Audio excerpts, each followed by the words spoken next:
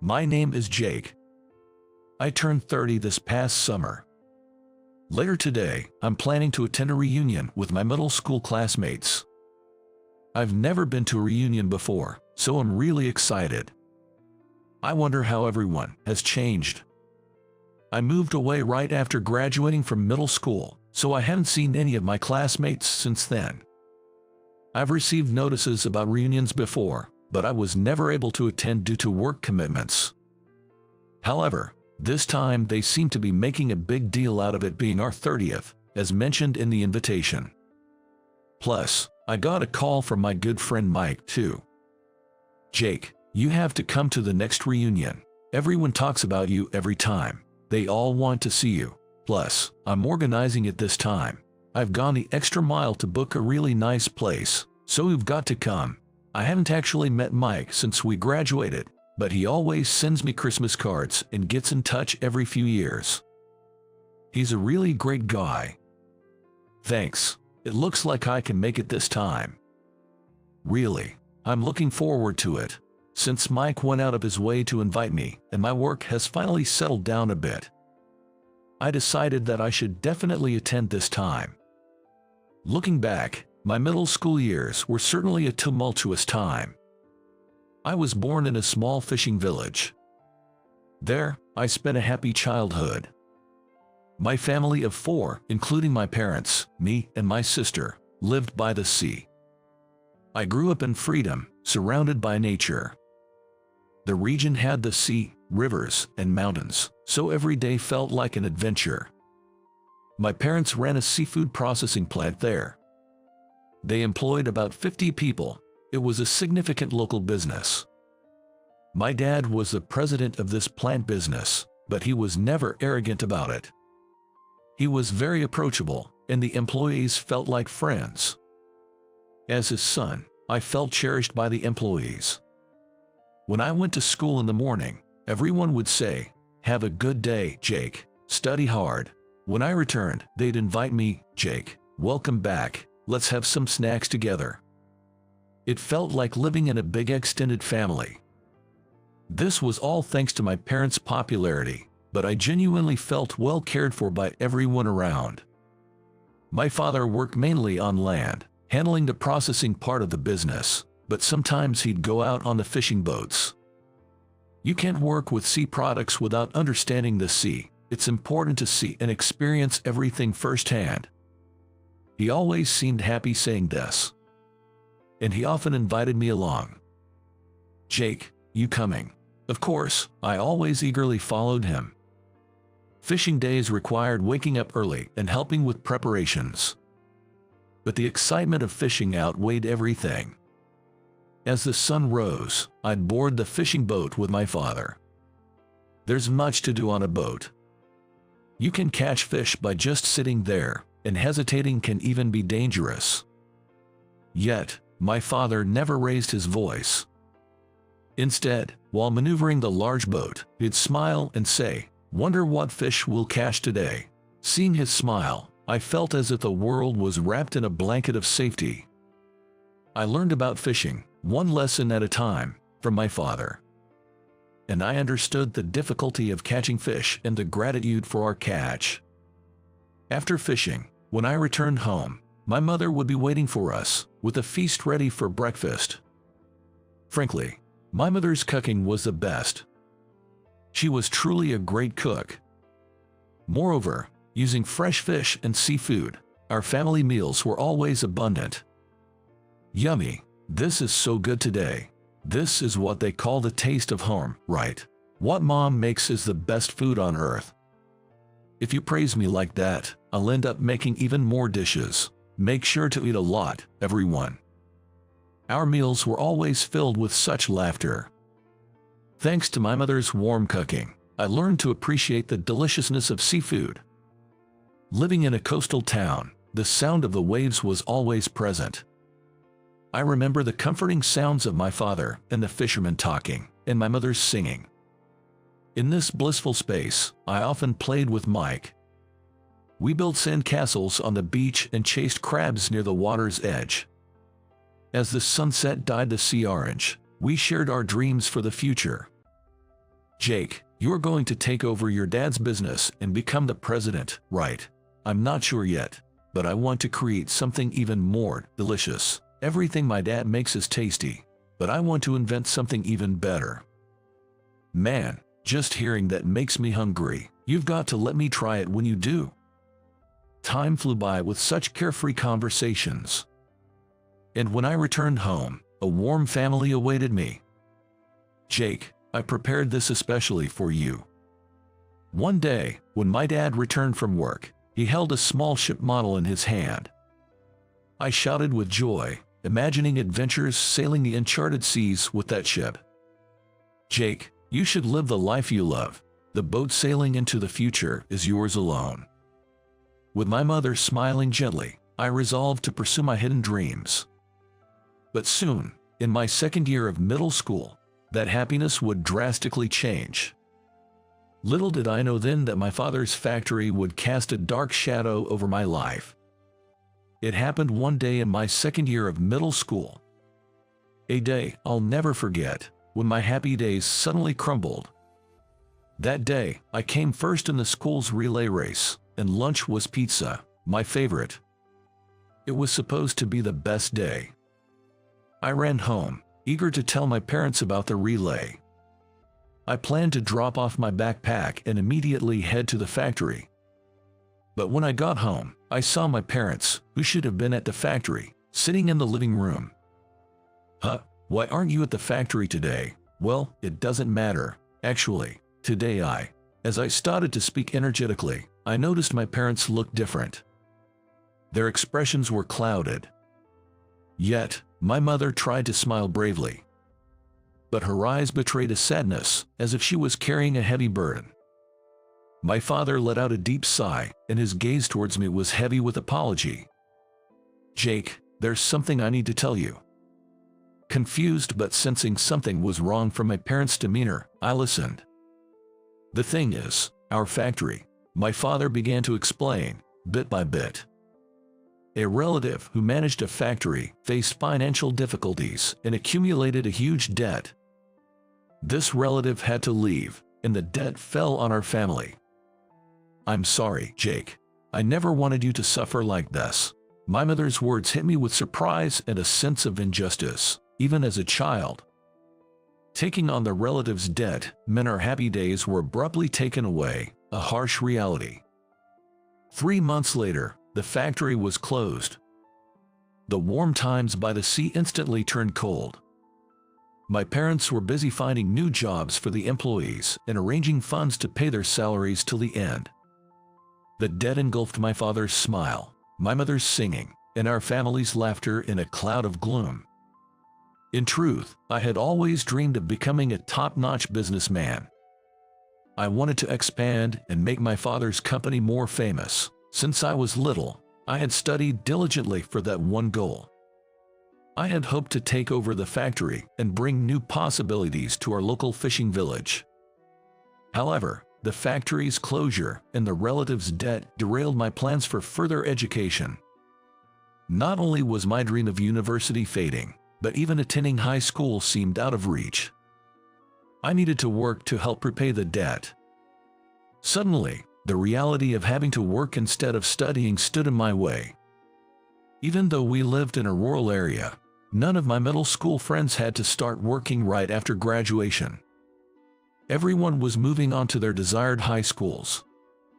In this context, the reality of being the only one to work right after middle school was hard to bear. Jake, is it true you're not going to high school? Yeah, I think that's what's going to happen. I want at least my sister to be able to go to high school. I'll work. I see. I thought we could hang out in high school too, but I guess you have no choice. Stay strong, man. Yeah, thanks. Right after my middle school graduation, our family moved out of town to a small apartment in the neighboring county. Frankly, our lives took a 180-degree turn. Life was always hard, and the days of having a full stomach were gone. With both my parents working non-stop to repay the debt, we couldn't even spend time together as a family. That's one reason why I never felt inclined to attend reunions. The town, once filled with wonderful memories, had become a place of painful experiences. Of course, being busy at work was one thing, but the hesitation to return was real. Yet, today, I felt ready to face my past. As I headed to the reunion venue, lost in thought, Mike called me. "Jake, do you know where the restaurant is? It's an Italian place called Mare. If you're not sure, just search it online. It's very popular recently. Getting a reservation there was quite a task." "Yeah, I know where it is. I may be a bit late, but I'll definitely be there." "Great, we'll be waiting. Almost everyone's coming today. They're all excited to see you, wondering how you've changed. You are quite the popular guy among us, after all." "Hey, no need to put that kind of pressure on me." Standing there, I looked at its exterior. It reminded me of a place I saw long ago. That night, I was wandering aimlessly through the town streets alone. In the new place we moved to after middle school, I knew no one. My parents were always at work, hardly ever home. Having grown up in a big family-like environment with the factory employees, those days were unbearably lonely for me. Moreover, months after graduating, I still hadn't found a job. Even in the countryside, there were hardly any job opportunities for a middle school graduate. Unable to find work and unsure of what to do, I spent my days aimlessly. It happened on a particularly lonely night. My parents hadn't returned from work, and my sister was staying at our grandmother's. As I walked through the town at night, just then, I smelled a delicious scent. Drawn by the smell, I opened the door of a restaurant and was greeted by a warm light and the delicious scent of food. "Welcome," a cheerful voice called from the back, and I turned around. I saw a kind-looking middle-aged man. He welcomed me with a bright smile, and I felt a comfort I had never experienced before. "Alone, huh? Did the smell of food bring you in?" The man who spoke to me with a kind smile was Ronald, the restaurant's owner. "No, I didn't come to eat. I'm looking for a job. Work. Well, anyway, are you hungry? I'll make something for you. Just have a seat over there," Ronald said and disappeared into the kitchen, quickly preparing something. Soon, he came out with a large plate, handed me a fork, and said, "Here, eat up." What he made for me was aqua pazza. The simple yet flavorful dish, highlighting the taste of fish, amazed me from the first bite. Moreover, since moving to this town, I rarely had the chance to eat a warm meal. My mother, who worked nights, would leave food, but it was always cold by the time I ate. The piping hot dish, with its pronounced garlic flavor, captivated me instantly. As I eagerly devoured the aqua pazza, Ronald smiled and said, "You're looking for a job, right? How about working here? We're short-staffed at the moment." He extended a friendly smile and offered his hand. Surprised, I instinctively shook his hand. I felt a comforting warmth from Ronald's grasp. "What's your name?" "Ah, Jake." "Jake, somehow, your face seems familiar. Oh, aren't you the son of the guy who ran the seafood processing plant?" I was genuinely surprised to meet someone who knew about me in such an unexpected place. "Yes, my father did work with seafood in a factory, but..." "Right, the factory suddenly closed down, didn't it?" "Yes. It was really unfortunate. Actually, we used to source some products from your company. They were fresh and delicious. I was shocked when they suddenly disappeared. It was a real loss." I hesitantly shared my past and present circumstances with Ronald. I told him everything, about giving up my dream of further studies to work right after middle school, the factory closure, and the relatives' debt issue. Ronald listened intently to my story, his face filled with sympathy and understanding. "So, you decided to work instead of going to high school. That's not an easy decision. You're really commendable." For the first time, I felt like someone else understood my situation, and it eased my loneliness. Ronald's words lit a new hope in my heart. "You're not just looking for any job, are you? You have a dream, right? Ronald asked, and I nodded honestly. I shared my passions and hopes for the future, which I had kept to myself until then. Ronald listened with a deeply moved expression and then made a surprising suggestion. "Why don't you work here? You can also learn about restaurant management. I might be able to help you achieve your dream." His words filled me with excitement and gratitude. Ronald's kindness and understanding were a lifeline for me. That day, I finally found a job. I decided to work hard in the restaurant while steadily moving towards my dream. Standing in front of the reunion venue, I reminisced about that fateful day. After a moment of reflection, I opened the door to the restaurant. As soon as I did, I was greeted by a gathering of familiar faces. It almost felt like an illusion, as if I had been transported back to my middle school days. "Hey, Jake, finally, you're here. We've been waiting for you." Mike's voice drew everyone's attention to me. As they turned around, one after another approached me with smiles. "Jake, long time no see. How have you been?" "Jake, you haven't changed a bit, just like in middle school." Familiar faces gathered around, greeting me warmly. My heart swelled with happiness. "I'm really glad I came here today," I said sincerely. However, amidst the crowd, one man was glaring at me with evident displeasure. He was occasionally clicking his tongue. It was Tom.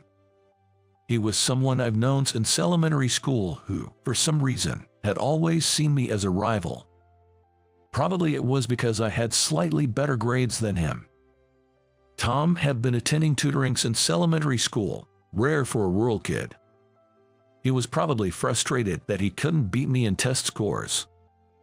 More than a decade later, his hostility towards me was still apparent.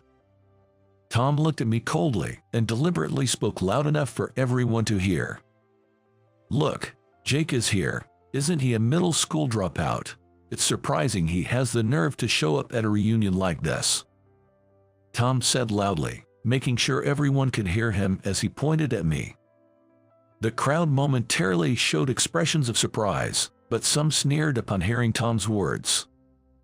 "Hey, Jake, what's it like being a dropout?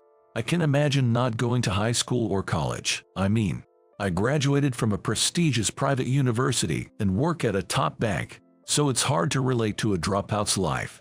Our worlds are just so different." Tom approached me with a self-satisfied smile, proud of his own words. I was a bit taken aback but decided to respond calmly. The elite world must have its own challenges, right? With quotas and office politics. Tom let out an exaggerated sigh and said with a sneer, "Of course, there are. The elite have their own problems, but you'll never understand that, will you, Jake?" "Maybe so. Everyone has their struggles. I have mine too, but I take pride in my work now, including the lessons I've learned from my past experiences." Tom's smirk grew wider at my words. "Pride? What do you mean? What could a dropout like you possibly take pride in?" Some of Tom's friends nearby nodded in agreement with him. They were looking down on me with disdain. I hesitated for a moment but decided to stick to my beliefs. I'm living a fulfilling life. Sure, I've faced financial hardships, but they've shaped who I am today. After all, it's not about being an elite or not. Everyone has their own path in life. Tom seemed displeased by my response. His face showed discomfort as he continued to glare at me.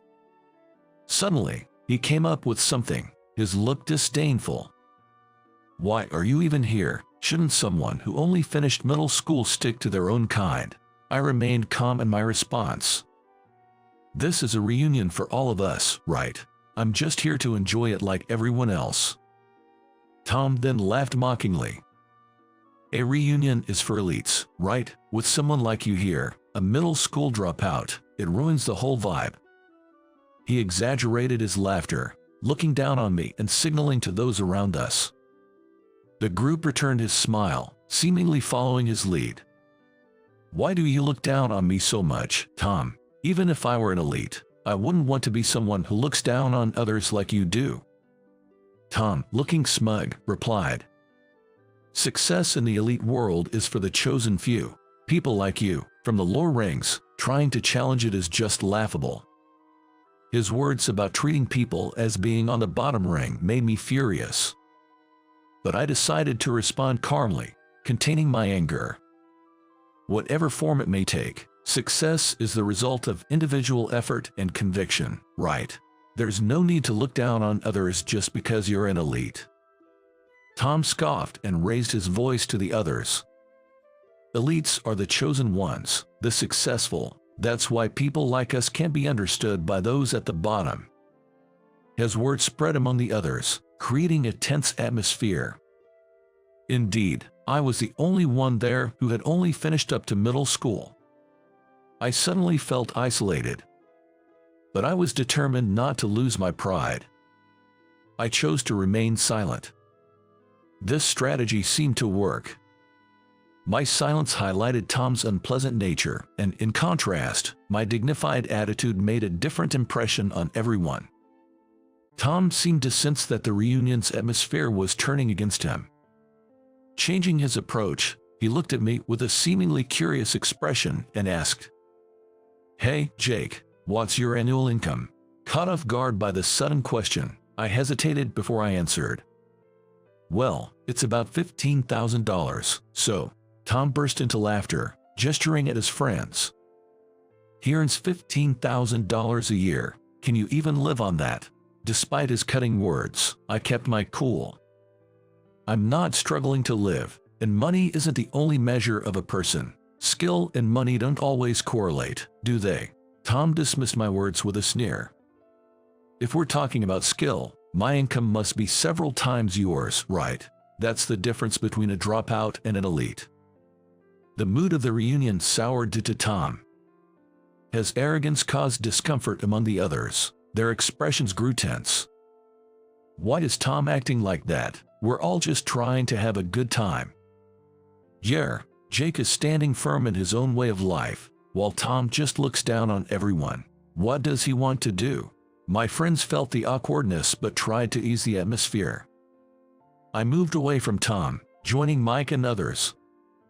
"Sorry about that. It seems like I ruined the mood." "Why are you apologizing, Jake? It's Tom who's being ridiculous. Don't you have something to say back to him?" "It's okay.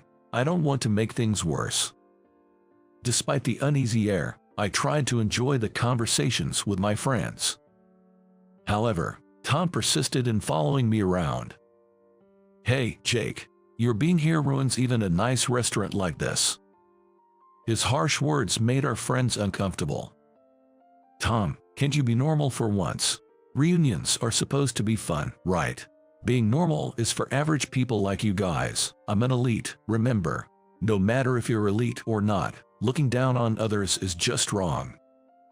Yet Tom continued, smugly looking down on me with a smirk. I could see my friends were feeling uneasy, but I wanted to preserve the pleasant time I had with them. However, every time Tom spoke, the reunion atmosphere worsened. The warmth of friendship and happy memories seemed to fade because of his attitude. Then, I noticed something odd about Tom's behavior. He seemed overly conscious of something. Watching him closely, it became apparent that Tom was trying to show off his elite status whenever the beautiful catering manager of the restaurant appeared. "This place is so popular, it's hard to get a reservation. I got us in today using my name. That's the privilege of being an elite." He boasted loudly, glancing at the manager to ensure she heard him. She smiled politely but appeared to be just tolerating his behavior. Eventually, Tom grabbed her shoulder, trying to force her attention on him. "You know, talking to an elite like me could be beneficial for you." The manager, maintaining her professional smile, gently removed his hand, but Tom persisted. "This atmosphere's getting unpleasant. Tom is overdoing it with his elite act, don't you think?" "Yeah, and wasn't it Mike who actually made the reservation for this place? Tom didn't do anything." I listened to their conversation while keeping an eye on Tom. Eventually, I saw him speaking loudly into the manager's ear. "Let's meet outside sometime. I know a lot of great places around here." Being an elite banker, I often use them for entertaining. If you dine with me, I might choose this place for my next business dinner." The manager, still smiling, deftly avoided his advances. "Thank you. The best places are where everyone can enjoy and smile, regardless of their status." Tom kept pushing his elite status, clearly causing discomfort among us. As the atmosphere of the reunion grew tense, I decided to leave early. "Sorry about that, Jake. I didn't mean to make you feel bad. It's not your fault, Mike, but I was really happy to see everyone after such a long time. Thanks." Just as I was about to leave the restaurant, the general manager, John, appeared from the back. "Oh, Jake, are you leaving already?" "Yeah, I just don't feel comfortable here." Everyone was stunned to see me chatting normally with John. John continued talking, remaining unfazed.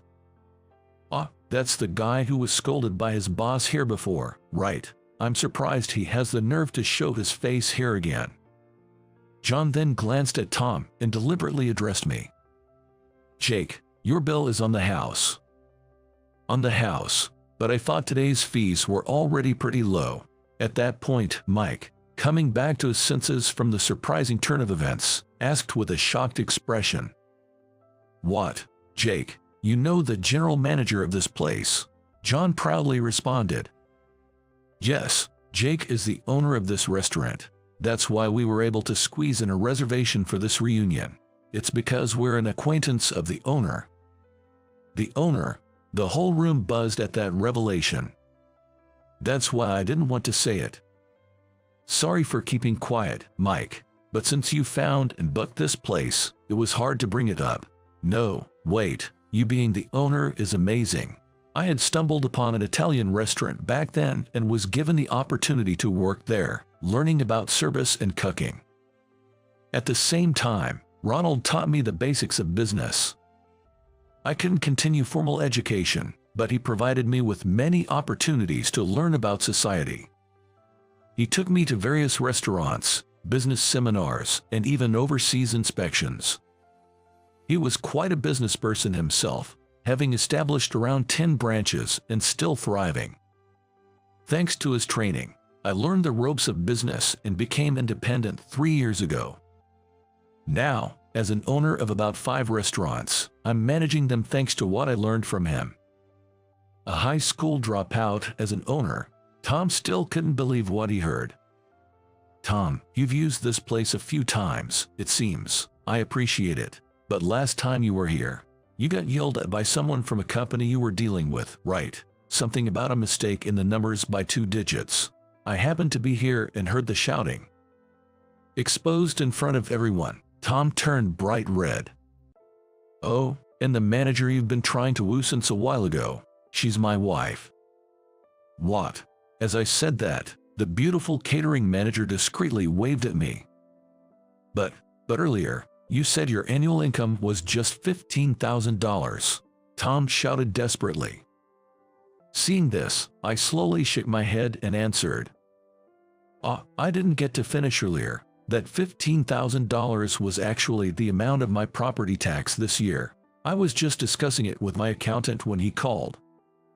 If your property tax is $15,000, that means your annual income must be around $200,000. That's amazing, Jake. Mike, who works at an accounting firm, quickly did the math for me. 200,000. Tom seemed lost for words. It's not about earning $200,000. I don't consider myself superior for it. A person's worth isn't measured in money, but just out of curiosity.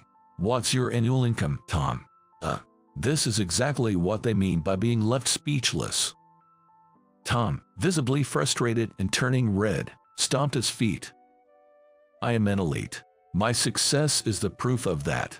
But you got scolded for a simple mistake by a client and your boss, right? As his true nature was revealed, Tom became increasingly isolated. Naturally, people started keeping their distance from him. Meanwhile, people began gathering around me. Success is the result of individual effort and belief. No matter the position, we are all human after all. By the time the reunion was ending, Tom had disappeared. I later heard that due to his repeated simple mistakes at work, he was being transferred to a remote island in the next personnel change. Certainly, even elites have their own troubles. As for me, I'm about to open a new restaurant soon. The restaurants I own all specialize in fresh seafood and have a warm, home-like atmosphere. This is all thanks to what I learned from my parents, the factory workers, and Ronald, who helped me back then. Success isn't everything. It's human warmth, friendship, and love that bring true richness to life.